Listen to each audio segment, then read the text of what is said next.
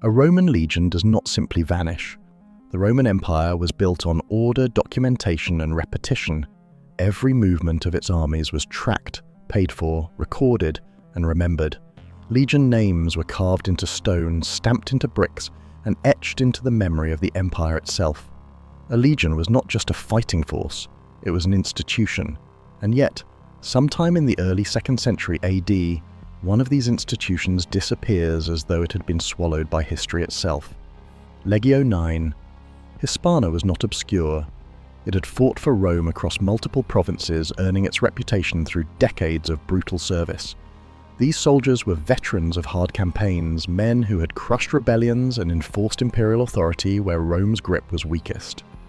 When the Ninth was stationed in Britain, it was because Britain needed force, not symbolism. The province was volatile, hostile, and never truly conquered. The legion made its home at Eboracum, modern-day York, guarding Rome's northern frontier. Beyond their fort lay unconquered lands controlled by tribes who knew the terrain intimately. Thick forests, open moors, and narrow passes made traditional Roman formations vulnerable. Supply lines stretched thin, patrols vanished, resistance simmered constantly just beyond the edge of Roman control. Then the record ends. After roughly AD 120, the Ninth Legion simply stops appearing. New inscriptions list other legions. Construction projects name different units. Official military rosters continue, but without Legio IX Hispana. There is no announcement of destruction, no celebration of victory, no official explanation. Rome, an empire obsessed with legacy, leaves behind only silence. This silence is disturbing. Rome did not usually hide its failures, but it did control how they were remembered. When 3 legions were annihilated in Germania, the loss was openly acknowledged, borders were fortified, and policy changed. If the Ninth Legion, 5,000 soldiers, was destroyed in Britain, why was it never publicly addressed? One theory suggests the legion marched north and was overwhelmed. Perhaps it was lured deep into hostile territory, ambushed repeatedly. Its cohesion shattered until no force remained to return. If so, it would represent one of Rome's greatest military disasters in Britain. Yet no definitive battlefield has been found, no mass grave, no Roman chronicler boasts of such a victory. For an event of that scale, the physical evidence is strangely absent. Another theory proposes something quieter and perhaps more unsettling. The Ninth Legion may not have died in Britain at all. Fragmentary inscriptions from continental Europe suggest elements of the legion may have appeared elsewhere after its supposed disappearance. If the unit was quietly transferred to another frontier, perhaps the Rhine, perhaps farther east, it may have been broken apart, absorbed or destroyed under another name. In that case, the legion did not vanish in violence but in bureaucracy. What keeps the mystery alive is the gap itself. Roman military history is unusually complete, yet here is a missing chapter large enough to swallow an entire legion. The men who served under the Ninth left behind forts, roads, and fragments of stone, but not their ending. 2,000 years later, historians are still standing where Rome went silent, trying to decide whether the Ninth Legion died in battle, faded into obscurity, or was deliberately erased from memory. Whatever the truth, the disappearance of Legio IX Hispana remains one of the most haunting unanswered questions of the ancient world. When Rome crossed the Channel into Britain, it was not conquering a quiet backwater. Britannia was the edge of the known world, a land Rome viewed as distant, damp and dangerous, but strategically unavoidable. The invasion that began under Emperor Claudius in AD 43 was meant to be swift and decisive, a demonstration of imperial strength rather than the start of a long occupation.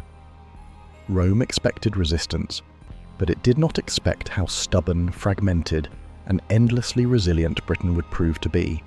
Unlike provinces closer to the Mediterranean, Britain had no long history of centralized rule.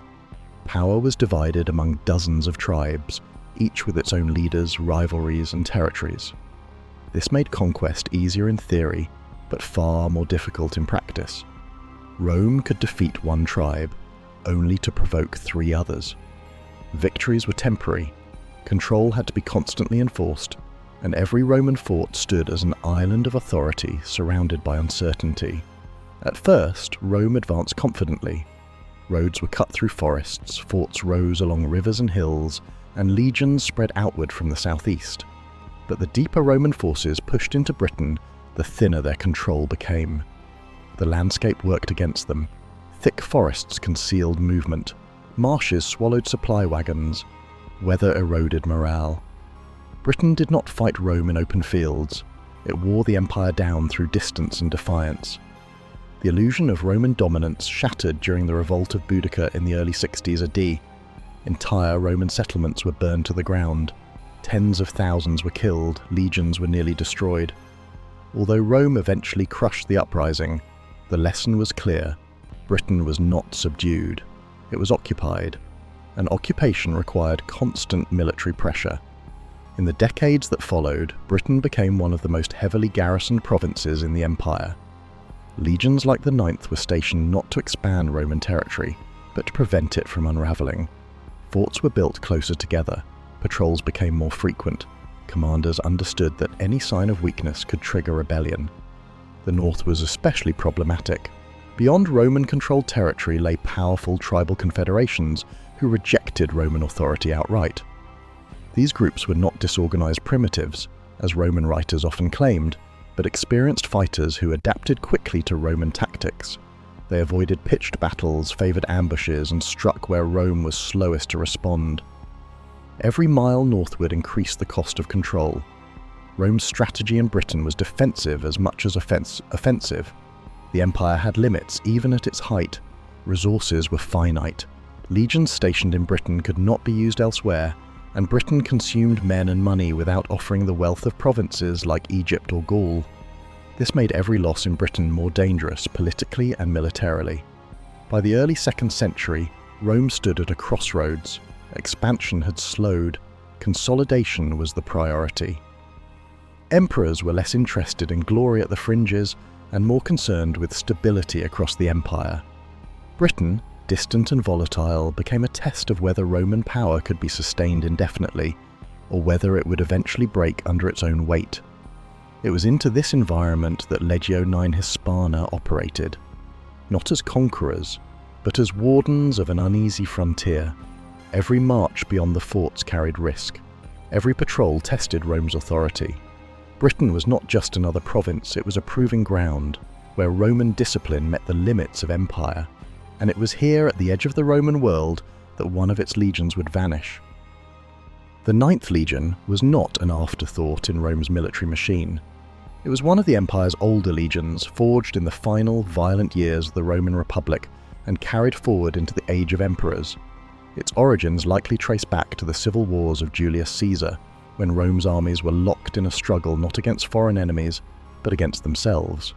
From the beginning, the Ninth learned to survive chaos, uncertainty, and relentless combat. The title Hispana was not ceremonial. It was earned in blood during prolonged campaigns in Spain, where Roman forces faced determined resistance from tribes who fought from mountains and strongholds rather than open fields. Spain was a harsh training ground, and legions that survived it emerged hardened, disciplined, and respected. By the time the Ninth completed its service there, it had become a proven unit, experienced, reliable, and accustomed to operating far from Rome itself. That reputation followed the legion as it was redeployed across the empire. The Ninth fought in Gaul during periods of unrest, helping to secure territories that Rome could not afford to lose. Wherever rebellion simmered or imperial authority needed reinforcement, the Ninth was sent. This was not coincidence. Rome did not assign fragile or inexperienced legions to unstable provinces. It relied on those with a track record of endurance. By the time Legio IX Hispana arrived in Britain, it had already seen more combat than many legions would experience in a lifetime. Britain was not assigned lightly. It was a province that demanded constant vigilance and rapid response, and Rome entrusted the Ninth with precisely those responsibilities. Stationed at Eboracum, the legion became a cornerstone of northern defence, maintaining order in a region that resisted Roman control at every turn. The legion's internal structure reflected its professionalism.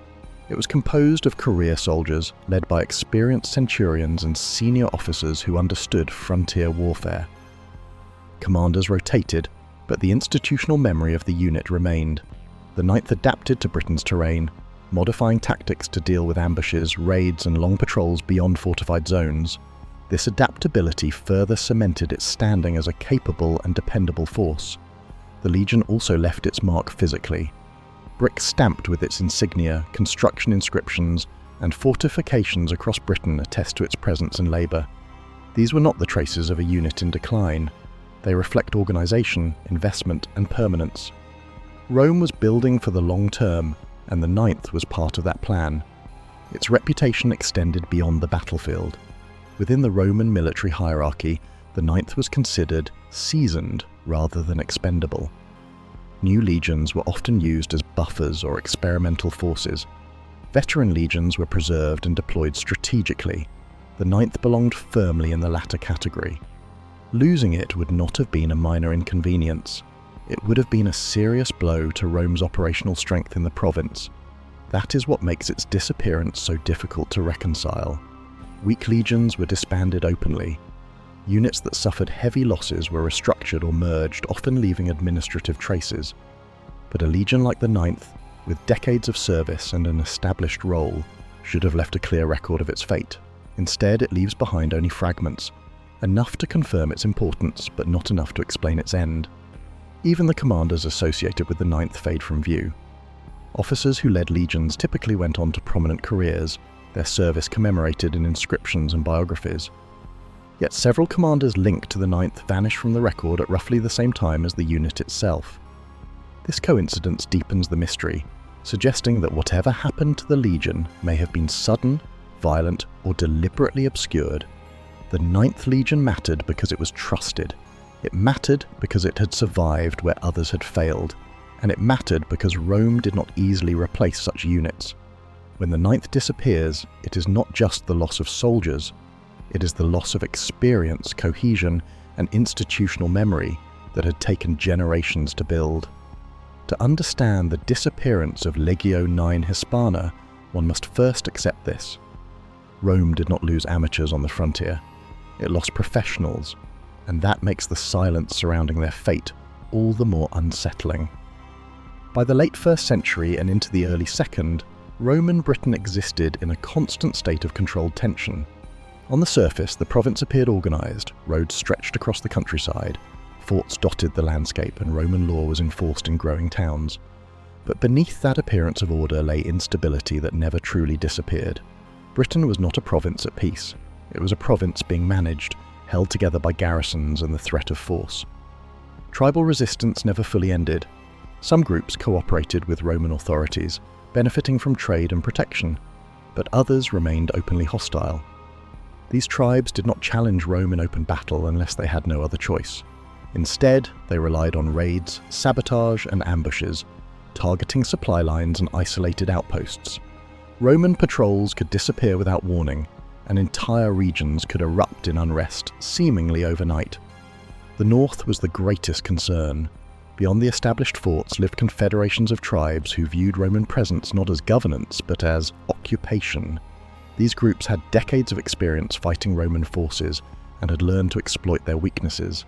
They knew when to strike, where to vanish, and how to make Rome pay for every mile of territory it claimed.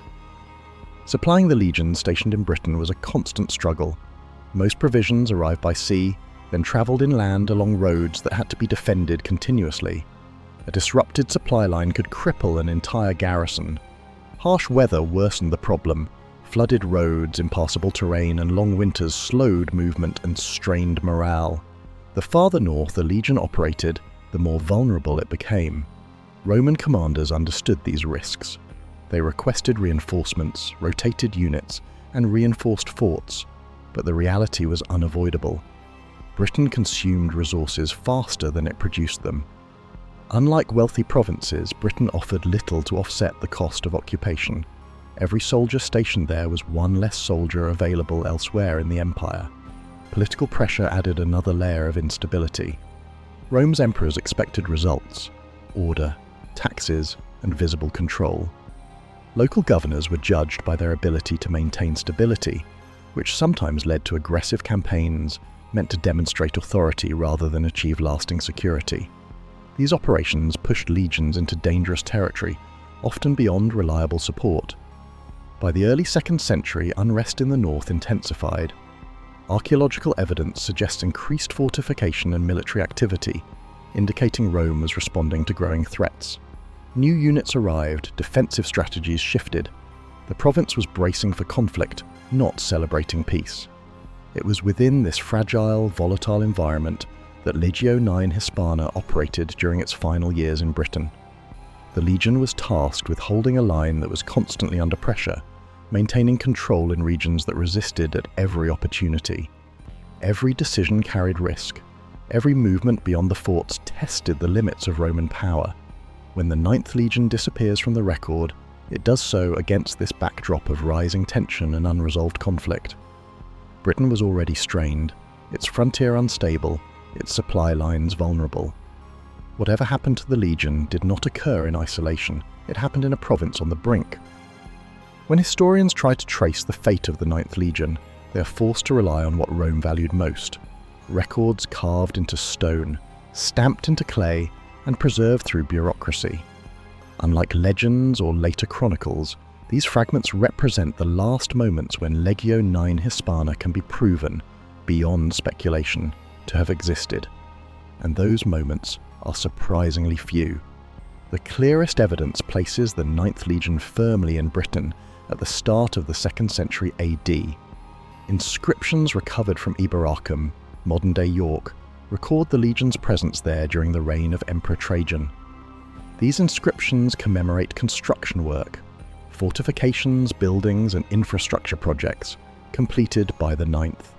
They are routine, administrative, and unremarkable, which is precisely why they matter. Nothing in them suggests a legion in crisis. There are no emergency reinforcements mentioned, no signs of retreat, and no hint of impending disaster. Brick stamps offer further confirmation. Throughout northern Britain, archaeologists have uncovered bricks marked with the insignia of Legio IX Hispana. These were produced locally, indicating a long-term presence rather than a temporary deployment. The legion was settled, organized, and functioning as expected. Rome was investing resources into the unit and its installations, not preparing to abandon it. The trail continues briefly into the early 120 AD. A handful of inscriptions suggest that officers associated with the 9th were still active around this time, although the evidence becomes increasingly thin. Then, quite abruptly, the name Legio IX Hispana stops appearing altogether. New construction projects list other legions. Official rosters of Roman military units, which were periodically updated, omit the 9th entirely. By the reign of Emperor Hadrian, it is gone. This absence is not subtle. Roman administrative culture was meticulous. Even disbanded legions were often acknowledged, their veterans settled, their standards retired with ceremony.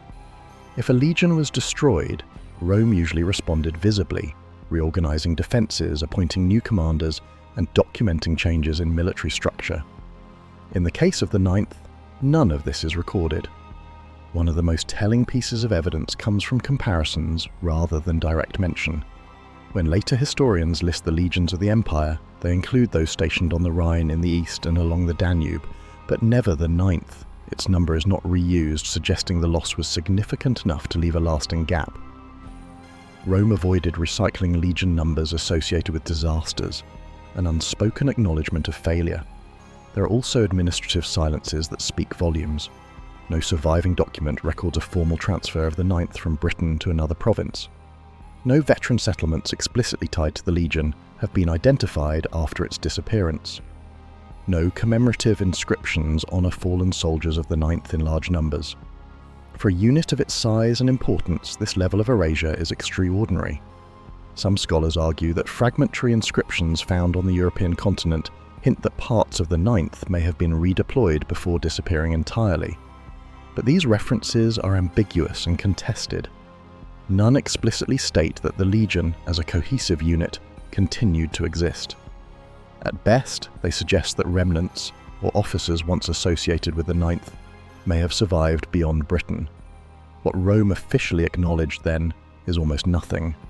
The empire neither celebrated the 9th nor mourned it. There is no official narrative, no explanation preserved in stone or parchment. the legion passes from documented existence into historical shadow between roughly AD 120 and 125, during a period when Rome was consolidating rather than expanding. This final confirmed evidence paints a disturbing picture. The Ninth Legion was active, funded, and operational until it wasn't. Its disappearance was not gradual, it was sudden. And the fact that Rome left no clear record of what followed suggests that whatever happened was either deeply embarrassing, strategically sensitive, or both. In the end, the last confirmed evidence of Legio IX Hispana does not explain its fate. It only proves that a veteran legion stood on Britain's northern frontier, and then vanished, leaving Rome's silence as its final testimony. After the final inscriptions fade, something far more unsettling takes their place. Nothing at all. No continuation, no clarification, no official conclusion. For a Roman legion, this kind of silence is not merely unusual, it is almost without precedent. Rome documented everything that mattered, and legions mattered more than almost anything else. When the Ninth Legion disappears, it does so without the administrative fingerprints that normally mark the end of a unit's existence. There is no surviving battle report describing a defeat. Roman historians, even when uncomfortable with failure, usually recorded disasters in some form. Losses could be reframed, commanders blamed, or victories elsewhere emphasized, but total silence was rare. Yet in the case of Legio IX Hispana, there is no chronicle describing a final stand, no mention of an ambush, no account of annihilation. If thousands of Roman soldiers died in a single catastrophic event, Rome chose not to tell the story. Equally strange is the lack of a formal disbandment. When legions were dissolved, it was usually done openly. Veterans were settled on land, their service was acknowledged, their standards were retired. Administrative paperwork followed, and traces of those actions usually survive in inscriptions or settlement records. None of that exists for the Ninth. No veteran colonies clearly linked to the legion appear after its disappearance. No ceremonial references survive. It is as if the legion ceased to exist without ever officially ending. Reassignment orders are also missing. Rome frequently moved legions between provinces, especially during periods of consolidation. These transfers were documented because they involved logistics, pay, and command changes. If the Ninth had been sent to another frontier, some trace of that movement should exist. But no surviving order records the legion departing Britain, arriving elsewhere, or taking up a new posting. This creates a gap that historians struggle to explain. The Ninth does not fade gradually from the record, it stops abruptly. 1 year it is present, active and building. A short time later, it is simply gone. Other legions fill its role, suggesting Rome responded to an absence, but without acknowledging why the absence existed. The abnormality of this silence has led many scholars to suspect deliberate omission. Rome was deeply invested in the image of invincibility. While defeats could be acknowledged, some losses threatened the perception of imperial control, especially in volatile provinces like Britain. A destroyed legion at the edge of the empire could encourage rebellion elsewhere. Silence, in that context, becomes a form of damage control. Another possibility is bureaucratic fragmentation. If the Ninth was shattered rather than destroyed outright, its survivors reassigned, its structure dissolved, its identity could have been lost without ceremony. Rome was pragmatic. Units that ceased to function as cohesive forces might simply be absorbed, their names quietly retired. But even this explanation struggles to account for the complete lack of documentation. The silence also extends to individuals. Officers who commanded the Ninth disappear from the historical record around the same time. These were men who should have gone on to prominent careers, whose names should have appeared in inscriptions and official posts. Instead, they vanish alongside their legion, deepening the sense that something sudden and decisive occurred. What makes this absence so unsettling is that Rome did not usually allow uncertainty to stand. The empire explained itself through stone and story. When it chose not to speak, it was often because speaking would reveal something it preferred to hide, or something it no longer fully understood itself. By the time later historians attempted to reconstruct the empire's military history, the silence had already hardened. The Ninth Legion was gone, and no official explanation survived to accompany its disappearance. What remained was a void large enough to swallow certainty, leaving modern scholars to argue over shadows and fragments. This is the moment where history gives way to mystery, not because evidence never existed, but because it stopped all at once. And in that silence, the fate of Legio IX Hispana became one of Rome's most enduring unanswered questions. The most enduring explanation for the disappearance of the Ninth Legion is also the most dramatic, that it was annihilated in Britain by northern tribes, erased in a single catastrophic campaign from which no survivors returned. This theory has captured imaginations for centuries because it fits both the geography and the silence.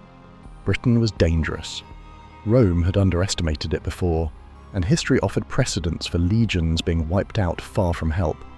At first glance, the idea seems plausible. The northern frontier of Roman Britain was not a fixed line, but a shifting zone of conflict. Roman control weakened with every mile north, and beyond the forts lay hostile territory that Rome never fully subdued. Tribal groups there were experienced fighters, accustomed to warfare against Roman forces for generations. They understood Roman tactics, recognized their strengths, and learned how to exploit their weaknesses. Roman legions were devastating in open battle, but Britain rarely offered open battle. Dense forests broke formations, marshes slowed movement, narrow valleys turned disciplined columns into vulnerable targets. Tribal forces avoided direct confrontation, favoring ambushes, hit-and-run attacks, and coordinated strikes against supply lines. A legion moving beyond fortified zones without adequate intelligence could find itself isolated very quickly. If the Ninth Legion advanced too far north, whether pursuing raiders or attempting to suppress unrest, it could have been drawn into hostile terrain deliberately chosen by its enemies. Cut off from reinforcements and resupply, repeated attacks could grind down even veteran troops.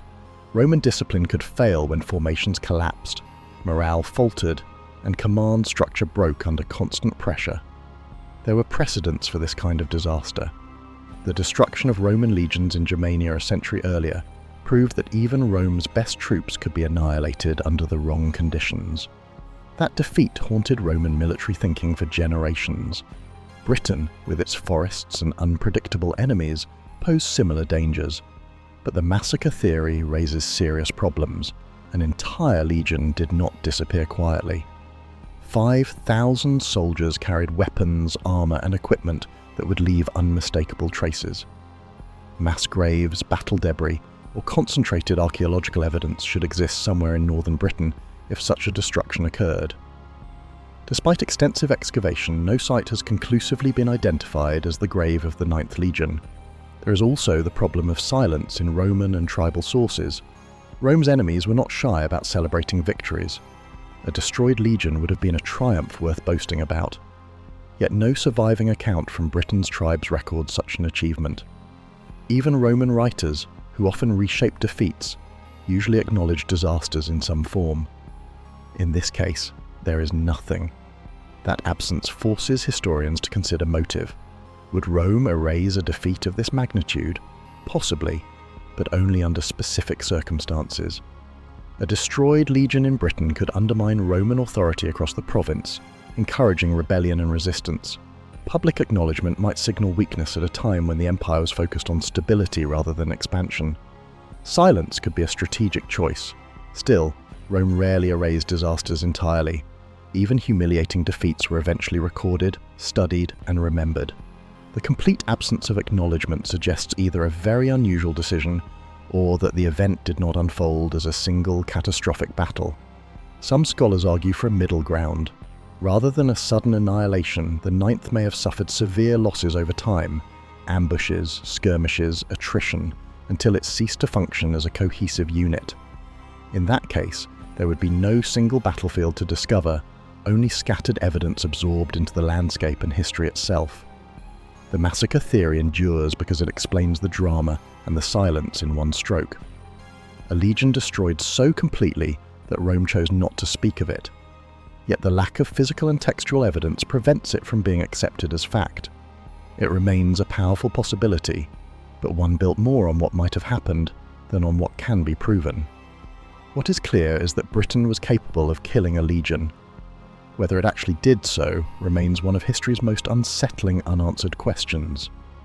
When historians turn from legend to archaeology, the story of the Ninth Legion becomes less dramatic, but far more troubling. Archaeology does not deal in rumours or romantic endings. It deals in what survives in the ground: metal, stone, bone, and patterns left behind by human activity. And when those tools are applied to the British massacre theory, the results are deeply inconclusive. If an entire Roman legion had been wiped out in Britain, the physical evidence should be overwhelming.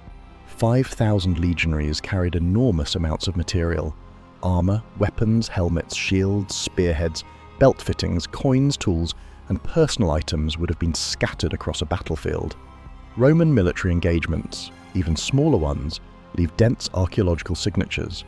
Yet no site in Britain has ever produced evidence consistent with the destruction of a full legion. There are Roman battle sites in Britain. Excavations have uncovered remains of forts attacked, towns burned, and skirmishes fought. These sites show patterns of violence: charred buildings, broken weapons, hastily dug graves.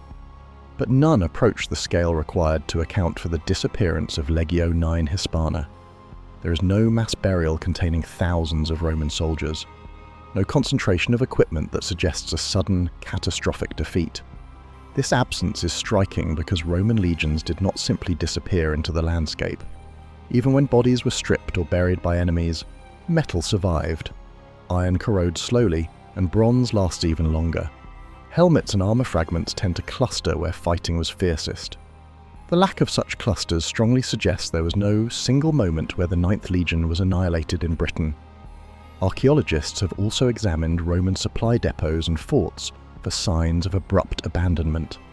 A legion destroyed in the field would likely leave behind disrupted infrastructure, unfinished buildings, stockpiled supplies left unused, forts suddenly evacuated. Instead, the evidence shows continuity. Forts previously associated with the Ninth were taken over by other legions. Construction continued. Rome adjusted, but it did not react as if an entire army had been wiped out overnight. Coin evidence tells a similar story. Roman coins are among the most useful archaeological tools because they are datable and widespread. If thousands of soldiers were killed in one place, coins minted up to that date would be lost en masse. No such concentration exists. Coin circulation in northern Britain appears consistent, not abruptly frozen. What archaeology does show is prolonged tension rather than sudden catastrophe. Rebuilt forts, reinforced defences, and increased military presence suggest Rome was responding to persistent threats, not a single devastating loss. This aligns better with a scenario of ongoing conflict and attrition rather than a dramatic massacre. There is also the question of the tribes themselves. If a British confederation had destroyed a full legion, it would have been an extraordinary achievement, one that should echo in tribal memory and Roman countermeasures alike. Yet no archaeological evidence points to a sudden surge in wealth, weapons, or Roman material culture among northern tribes that would result from looting a legion's equipment. What is missing, then, is exactly what should exist if the massacre theory were true: a battlefield, mass graves, dense weapon deposits, and unmistakable signs of sudden collapse. Archaeology does not prove that the Ninth Legion survived, but it strongly undermines the idea that it was destroyed all at once in Britain. This does not mean the legion was safe. It may have suffered losses over time. It may have been weakened, divided, or redeployed. But archaeology suggests that if the Ninth Legion disappeared, it did not do so in a single violent moment preserved in the soil. The legend of a lost legion dying heroically in the misty north is compelling, but the ground beneath Britain tells a quieter, colder story, one where absence speaks louder than myth. As archaeological silence in Britain weakens the massacre theory, another explanation begins to take shape, one that is quieter, less dramatic, but far more consistent with how Rome actually operated. The Ninth Legion may not have died in Britain at all. Instead, it may have been removed from the province deliberately and discreetly, redeployed to another frontier where Rome faced mounting pressure and could not afford publicity. Rome moved legions constantly. Units were transferred from province to province in response to shifting threats, rebellions, or strategic priorities. These movements were not always celebrated, and in some cases they were intentionally understated. If the Ninth Legion had been weakened, politically sensitive, or associated with instability in Britain, removing it quietly could serve Rome's interests better than announcing its fate. This theory finds its footing not in Britain, but on the European continent. A small number of inscriptions discovered far from Britain hint that soldiers or officers associated with the Ninth may have been present elsewhere after the Legion's supposed disappearance. These inscriptions are fragmentary and contested, but they raise an important possibility. The Ninth did not vanish, it relocated. One of the most discussed pieces of evidence comes from inscriptions found in the region of the Rhine. Some scholars interpret these as references to officers who previously served with the Ninth Legion, now operating in different units. While this does not prove the Legion survived intact, it suggests that at least part of its command structure continued beyond Britain. Rome did not erase people easily, it reassigned them. There are also hints from inscriptions in the eastern provinces. During the early 2nd century, Rome faced renewed pressure along its eastern borders, particularly from Parthia. These conflicts demanded experienced troops. Veteran legions were more valuable than newly raised ones, and the Ninth, battle-hardened and adaptable, would have been an obvious candidate for redeployment. If the Ninth was transferred east, its disappearance from British records would make sense. Legions leaving a province were often replaced seamlessly to avoid signalling weakness. In Britain, other legions quickly assumed the Ninth's responsibilities, maintaining the illusion of continuity. To local populations, Roman authority appeared unchanged. But why is there no clear transfer order? This is where Rome's pragmatism matters. If the Ninth had suffered losses or disciplinary issues, public documentation might have been avoided. A legion that no longer met operational standards could be broken up, its survivors absorbed into other units, its name quietly retired. Rome valued effectiveness over sentiment. The quiet transfer hypothesis also explains why there is no definitive archaeological endpoint. A legion dismantled administratively leaves few traces. Its equipment is reused, its soldiers reassigned, its forts reoccupied. Nothing dramatic happens, but something significant ends. Critics of this theory point out that Rome usually recorded transfers, and the absence of such records remains troubling.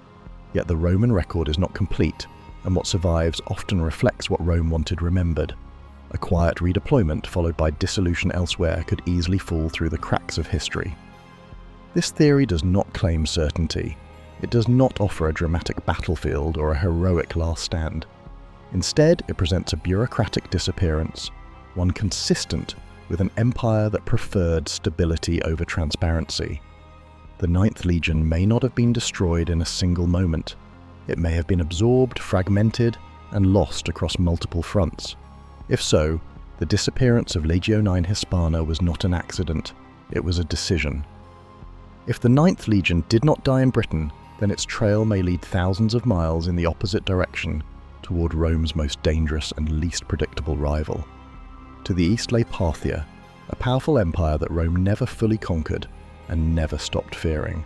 Unlike tribal enemies on the frontier, Parthia could match Rome in organization, resources, and military sophistication. When Rome needed experienced soldiers, this was where they were most desperately required. The eastern frontier was a constant source of anxiety for Roman emperors. Parthian armies relied heavily on cavalry, fast, disciplined, and devastating in open terrain.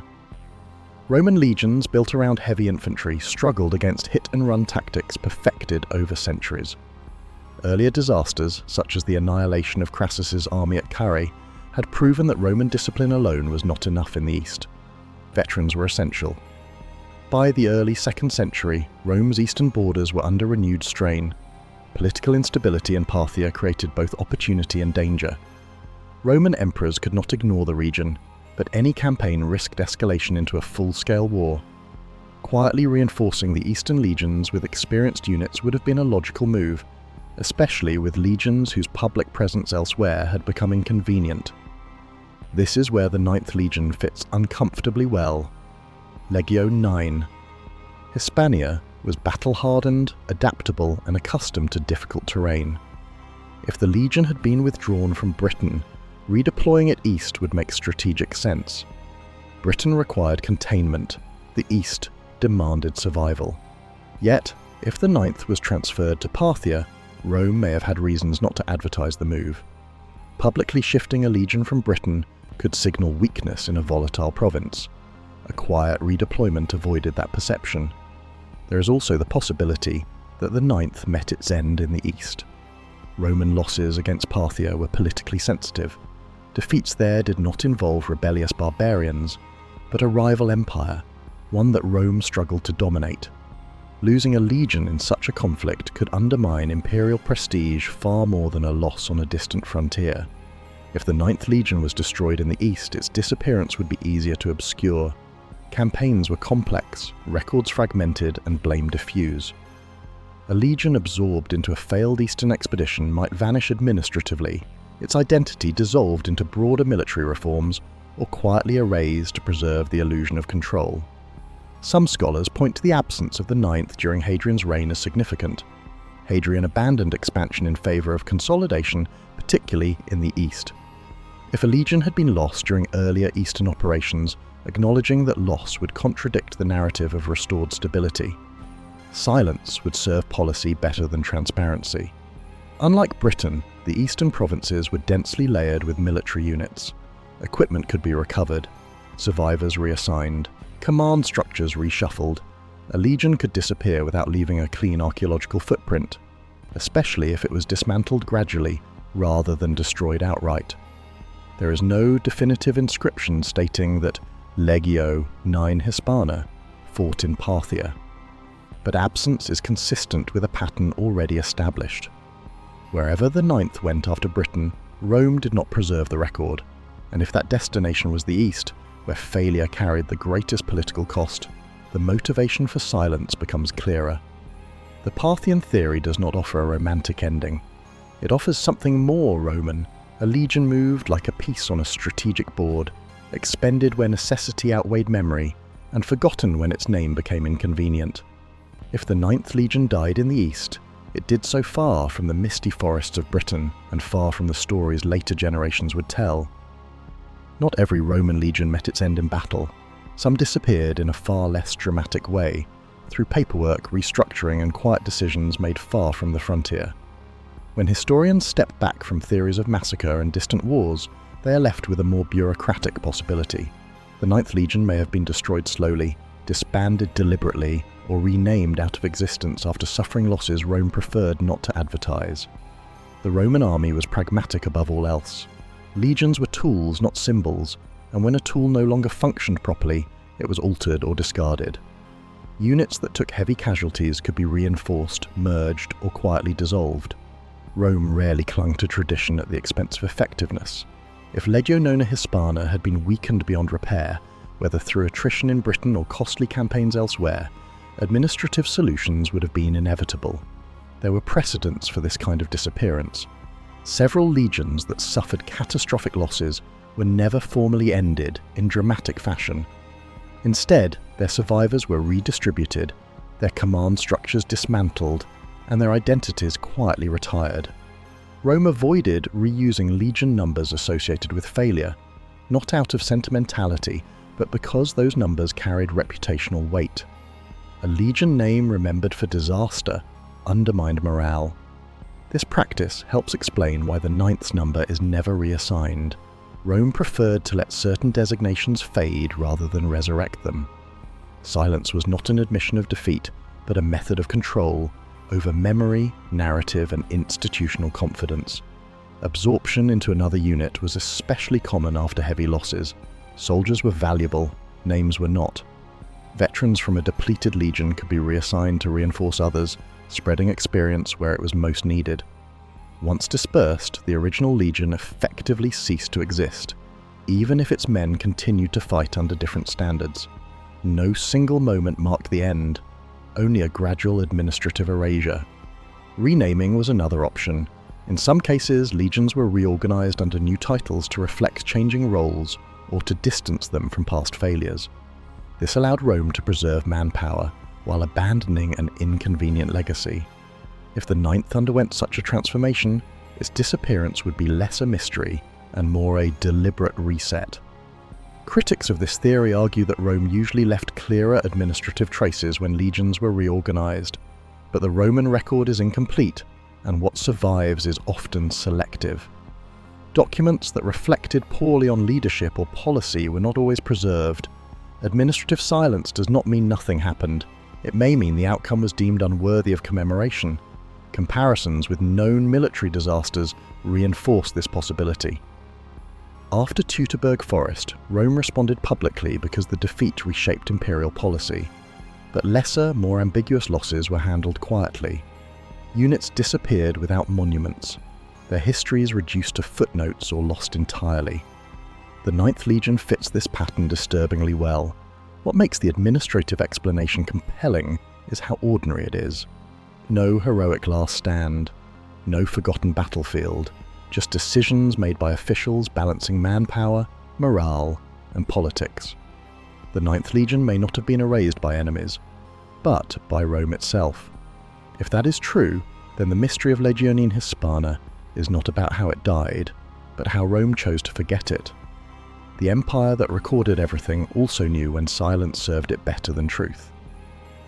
To understand why Rome might have allowed an entire legion to vanish without explanation, one must understand how deeply the empire cared about perception. Rome did not rule by force alone, it ruled by belief. Belief in inevitability, in permanence, in the idea that resistance was futile because Rome always endured. That image was as important as any army, and it was guarded with extreme care. By the early 2nd century AD, the Roman Empire was no longer expanding recklessly.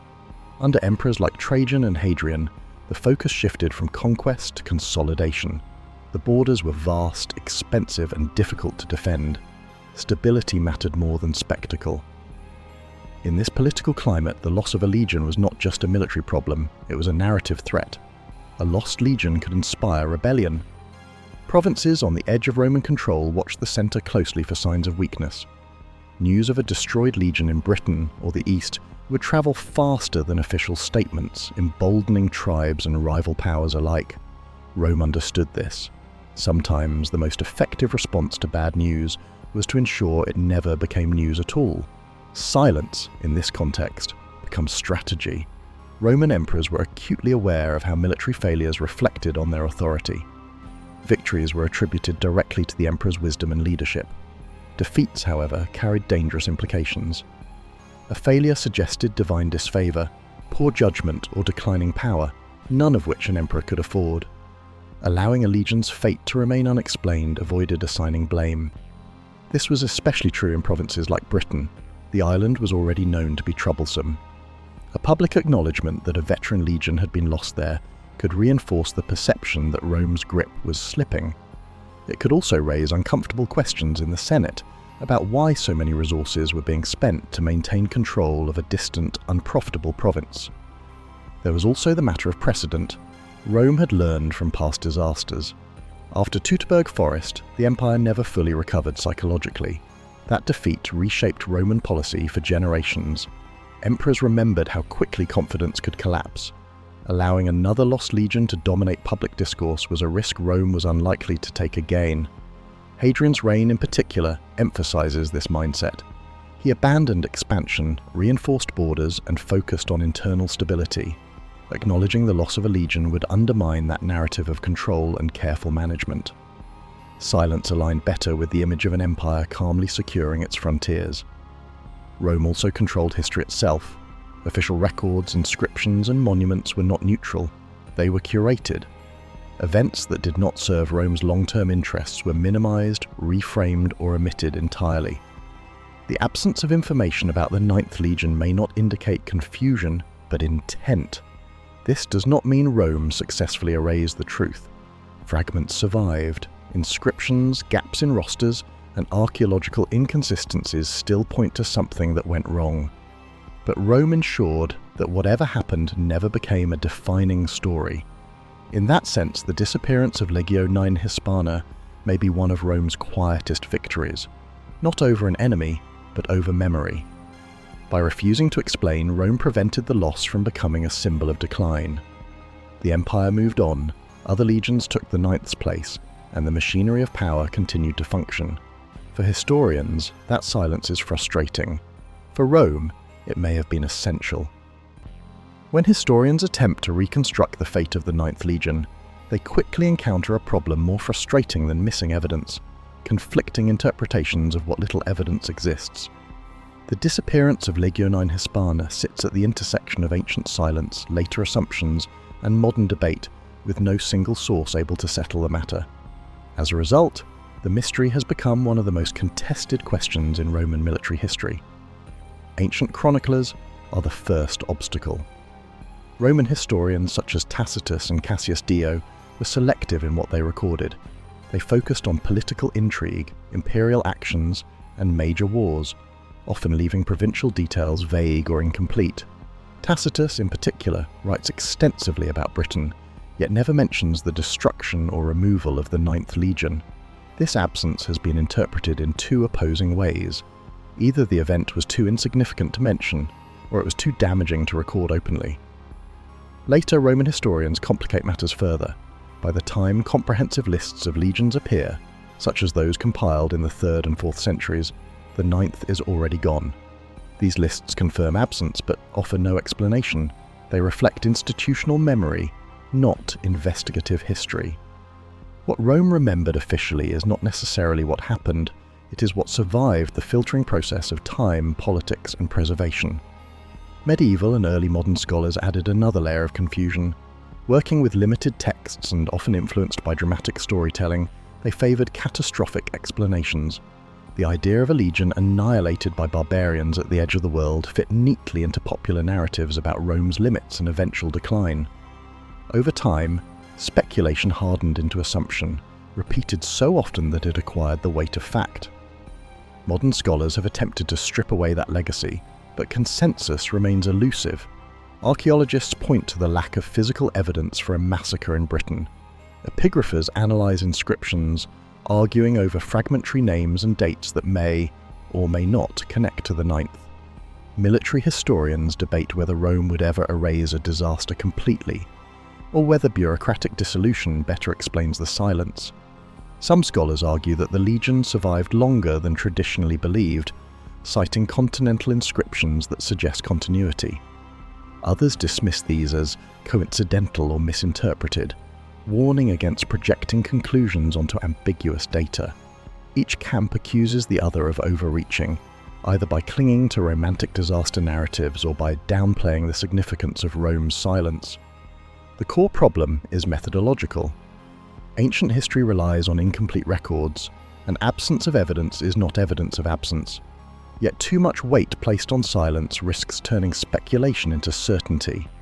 The 9th Legion exists in this uncomfortable space, where no explanation can be proven and none can be fully dismissed. This is why consensus remains out of reach. Every theory explains some evidence while failing to explain others. A massacre fits the silence but not the archaeology. A quiet transfer fits administrative patterns but lacks documentation. Eastern destruction aligns with strategic needs but leaves no clear trace. Each answer creates new questions. In the end, the scholarly dispute over the 9th Legion reveals more about how history is constructed than about how the Legion disappeared. It is a reminder that history is not a single story waiting to be uncovered, but a process of interpretation shaped by evidence, bias, and uncertainty. The 9th Legion remains lost not because historians have failed, but because the past itself refuses to speak clearly. Among modern historians, the disappearance of the 9th Legion is no longer treated as a single dramatic event waiting to be uncovered. Instead, it is approached as a slow burning problem, one shaped by probability, comparison, and what the evidence does not support as much as what it might. While certainty remains impossible, a loose consensus has begun to form around which explanations are strongest and which are now considered unlikely. The theory that has lost the most ground is the idea of a total massacre in Britain. Once the dominant explanation, it is now viewed with increasing skepticism. Archaeologists and military historians alike point to the absence of a battlefield, mass graves, or concentrated equipment deposits. A legion destroyed all at once should leave a scar on the landscape. Britain, despite extensive excavation, does not. For many scholars, this alone makes a single catastrophic annihilation improbable. That does not mean Britain is dismissed entirely. Most modern researchers agree that the Ninth Legion likely suffered losses there. Northern unrest, ambushes and attrition were real, and Rome's need to reinforce and restructure the province is well documented. But rather than dying in one decisive engagement, the legion may have been weakened gradually, enough to prompt its removal or reorganization. This is where the quiet transfer hypothesis gains strength. Many scholars now lean toward the idea that Legio IX Hispana was withdrawn from Britain sometime in the early 2nd century and redeployed elsewhere. This explanation fits Rome's administrative habits, the seamless replacement of the legion in Britain, and the lack of public acknowledgement. Rome moved legions without fanfare when it suited imperial interests, especially if visibility risked destabilizing a province. The Parthian theory, while more speculative, is treated with cautious interest. Historians recognize that the eastern frontier demanded experienced troops and that losses there were politically sensitive. However, the absence of firm epigraphic evidence tying the Ninth directly to eastern campaigns prevents this theory from becoming dominant. It remains a possibility, plausible but unproven. What most scholars now reject is the idea that the Ninth Legion simply vanished without cause or consequence. Rome did not lose track of entire legions accidentally. Something happened, militarily, administratively, or both, and Rome responded in a way that minimized disruption and preserved authority. Silence in this framework is not confusion but policy. Evidence subtly points toward administrative dissolution. A legion weakened by losses, removed from a volatile province, and broken apart to reinforce other units would leave exactly the kind of footprint we see. Fragments without conclusions, absence without explanation. This process would not generate monuments or final inscriptions. It would generate silence. Modern historians also emphasize humility. The Ninth Legion's fate may never be known with precision. Ancient record-keeping was selective, and survival of evidence is uneven. Rather than forcing a single narrative, scholars increasingly accept ambiguity as the most honest conclusion. In that sense, the mystery of Legio IX Hispana has evolved. It is no longer just about how a legion disappeared, but about how empires manage failure, memory, and narrative. The evidence does not give us a dramatic ending, but it does give us a pattern. And that pattern suggests the Ninth Legion did not vanish in chaos, but was quietly erased by the same system that once sustained it. Whether the Ninth Legion was destroyed, dismantled, or quietly absorbed, its disappearance left a mark far larger than its physical footprint. In Rome, the loss of a legion, acknowledged or not, had consequences. The empire learned from absence as much as from defeat, and the shadow of Legio IX Hispana stretched well beyond the moment it vanished from the records. In the years that followed, Roman military policy in Britain shifted noticeably. Expansion northward slowed, then stopped entirely. Rather than pushing deeper into hostile territory, Rome focused on containment. Fortifications became denser, roads were reinforced, garrisons were positioned closer together. This defensive mindset culminated decades later in the construction of Hadrian's Wall, a clear signal that Rome had accepted limits in Britain. While the wall was not built because of the Ninth Legion alone, the loss of confidence implied by the legion's disappearance likely contributed to the decision to fortify rather than advance. More broadly, Rome became increasingly cautious with veteran legions. Experienced units were no longer risked lightly on uncertain frontiers. Instead, emperors prioritized stability and predictability, preferring to manage borders rather than test them.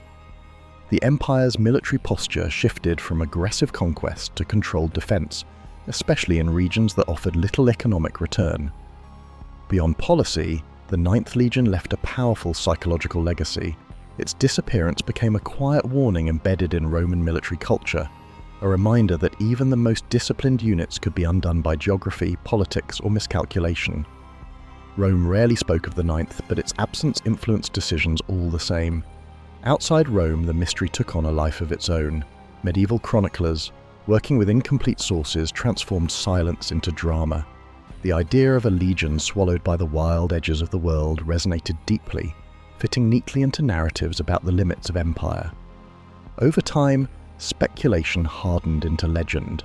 The Ninth Legion became a symbol not just of loss, but of the unknown.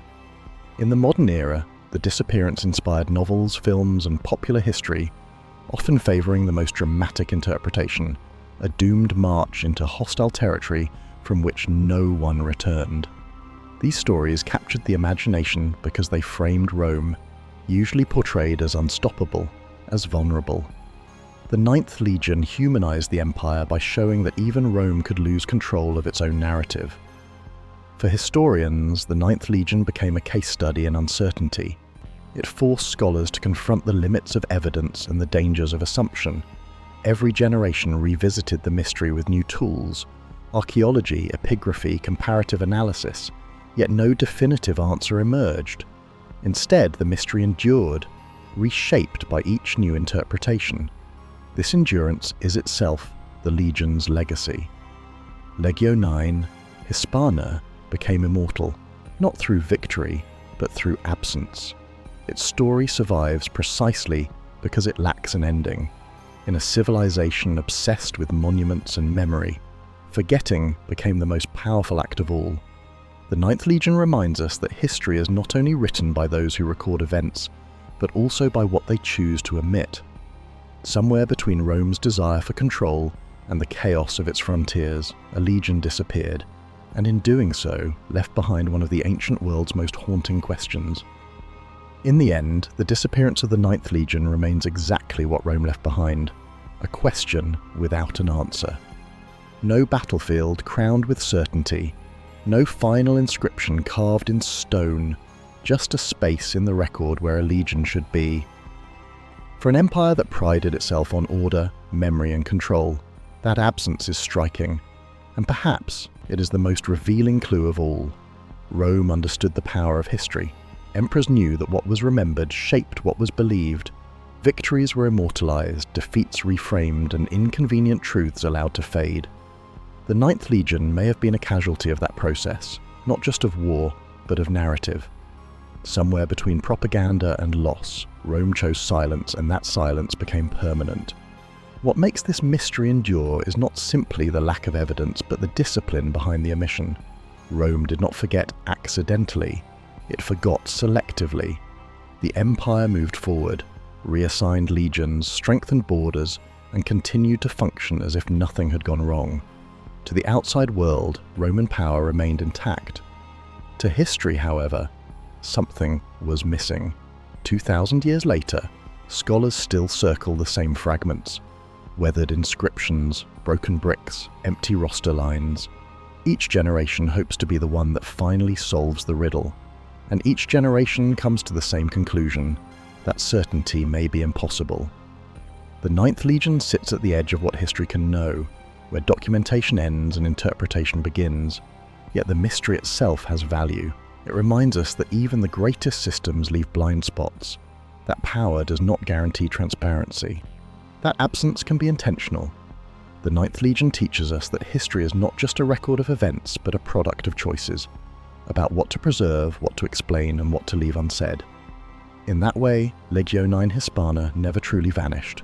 Its shadow stretches across Roman military policy, archaeological debate, and popular imagination.